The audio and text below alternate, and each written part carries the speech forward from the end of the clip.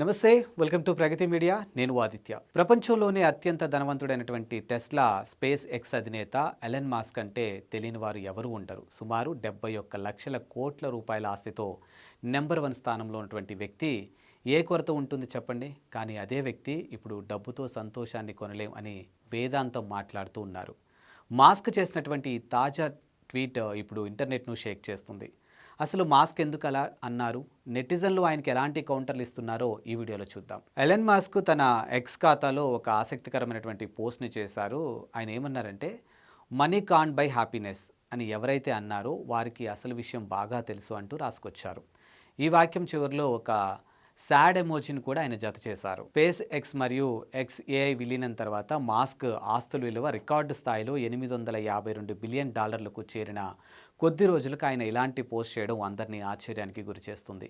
ఎంత డబ్బున్నా మానసిక ప్రశాంతత దొరకటం లేదా, లేక మాస్క్ ఏదైనా బాధలో ఉన్నారా అని చర్చ మొదలైంది. మాస్క్ ట్వీట్ చేసినటువంటి నిమిషంలోనే లక్షలాది రియాక్షన్లు వచ్చాయి. ముఖ్యంగా నెటిజన్లు వేస్తున్నటువంటి కౌంటర్లు మామూలుగా లేవు.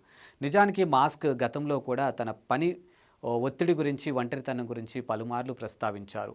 ప్రపంచాన్నే శాసించే స్థాయిలో ఉన్నప్పటికీ కూడా వ్యక్తిగత జీవితంలో సవాళ్లు ఎదురైనప్పుడు ఆ డబ్బు ఏమాత్రం పనికిరాదని ఆయన ఉద్దేశం కావచ్చు. ఇక సంపద పెరిగే కొద్దీ బాధ్యతలు, ఒత్తిడి కూడా పెరుగుతాయని, అందుకే ఆయన ఈ వేదాంత ధోరణిలో వెళ్లారని విశ్లేషకులు భావిస్తూ ఉన్నారు.